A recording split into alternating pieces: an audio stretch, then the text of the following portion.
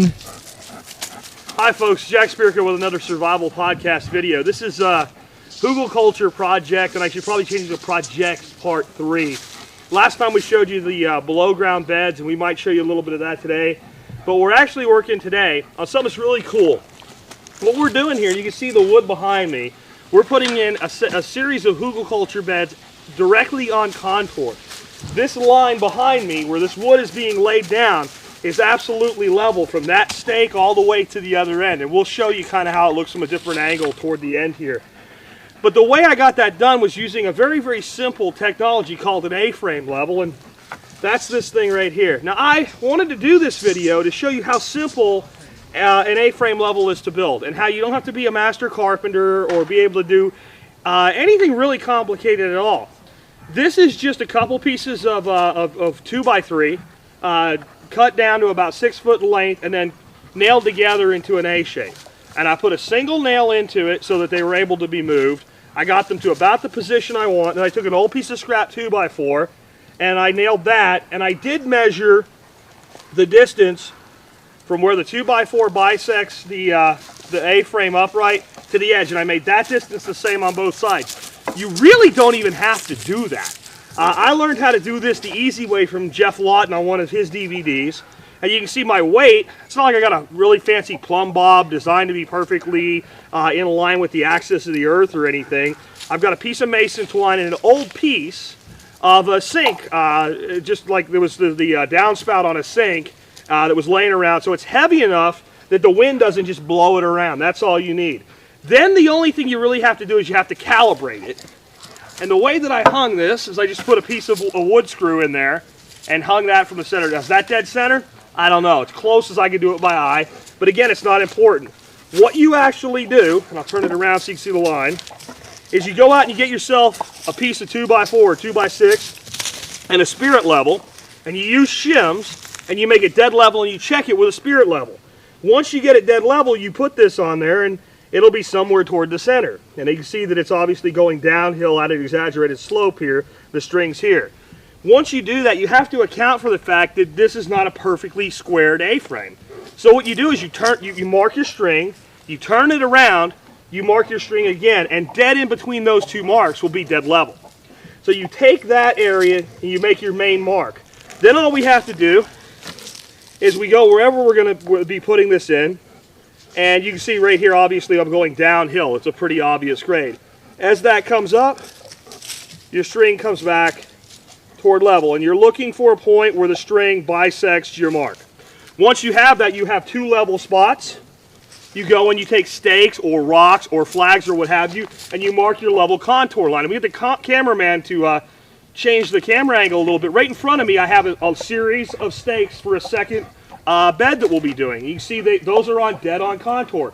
You can see the one way at the end, that one way at the end actually looks like it's kind of out of whack. That's because there's a big pile of dirt there. I went ahead and put it in the ground, and I marked the last one, and that straight line through there. We'll go ahead and dig that pile of dirt out of the way, and we'll end up with a dead straight contour line, and we'll do something like what we've got behind me.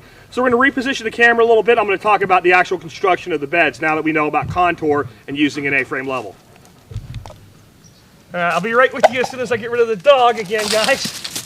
All right, he'll be back anyway. I want to talk to you a little bit about the bed construction itself. These are not done yet. We're not going to finish them today or show you that today.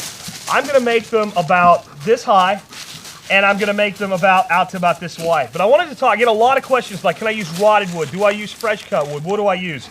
I tend to use, this is a pretty nasty looking rotted piece of wood. This is a fresh cut piece of wood from yesterday on some stuff that I was clearing out, where there's some guys helping me do my greenhouse right now. I like to use a mixture because this is going to take a lot longer to break down, and this is going to start doing its job a lot quicker. So actually you can use anything. But all we're going to do here is we're going to build this up, and you'd say, okay, well this is downhill. You can see my house is right behind me, so you'd think, well this is going to make a dam of water that's going to blow away your house. Every single drop of water going down this grade right now is ending up down there. In fact, it's eroding the bank, and that bank is walking up this way. This actually will stop erosion versus cause erosion because it's on contour. So it's going to be a dead flat stop to the water. The water will gently trickle out around the edges, and then yes, it will resume its downhill course, but there'll be less of it, and it was already doing it anyway. So this is not like damming something up and having it break out the other side. The soil will be loosely packed, and it will allow the water to go in versus up and over. When we get this the way we want it, we'll cover it with a bunch of leaves and humus. And you can see we've got stuff all around us here to do that with. And then we'll mound it with compost. It'll probably end up about this tall, about 2.5 feet wide at the bottom with a gentle slope. Not as big as some people build them, but plenty big enough. And this is mostly going to be for ornamentals and herbs. We're going to do tulips and daffodils and medicinal herbs, tea herbs, and then we'll do some edibles too, maybe some strawberries or what have you. But we're actually going to do another one. We just showed you the line that we drew for that. We might even do one just somewhere in between. We may do another one just down there, and we might walk them up several more tiers on this slope. So each time the water builds up against this, that's water that's not coming down. With a series of them, we can actually not only provide ourselves hugelkulture for being able to grow things without any irrigation whatsoever, but we can dead kill the erosion. The other thing that we'll be doing is once it's ready to go, I'm going to come in here with a shovel, and I'm going to dig basically a swale ditch. Now, since this is on contour, I know if I keep my ditch the exact distance off of this line all the way, my ditch is on contour.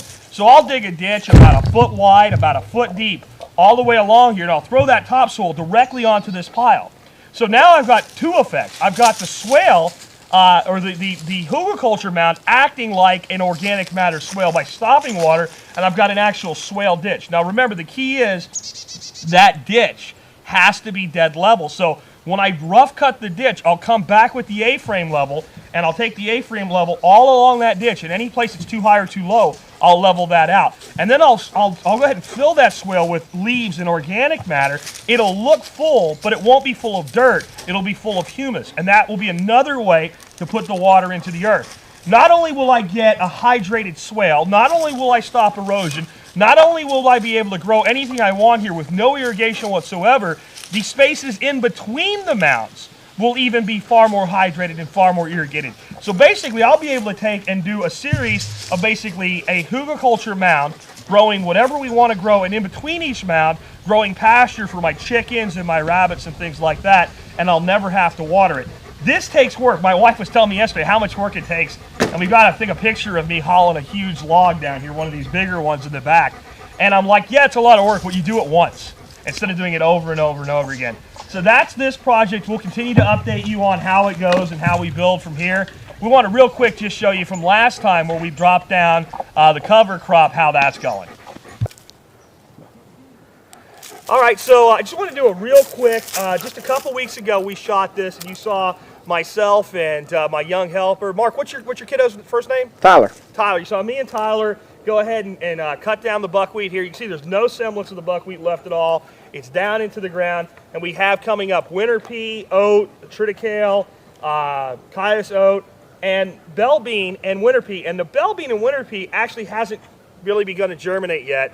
We just got a rain, and you can see there's a bell bean just sending out the first bit of its root, and that's sitting right up on top. But here's another, example of succession.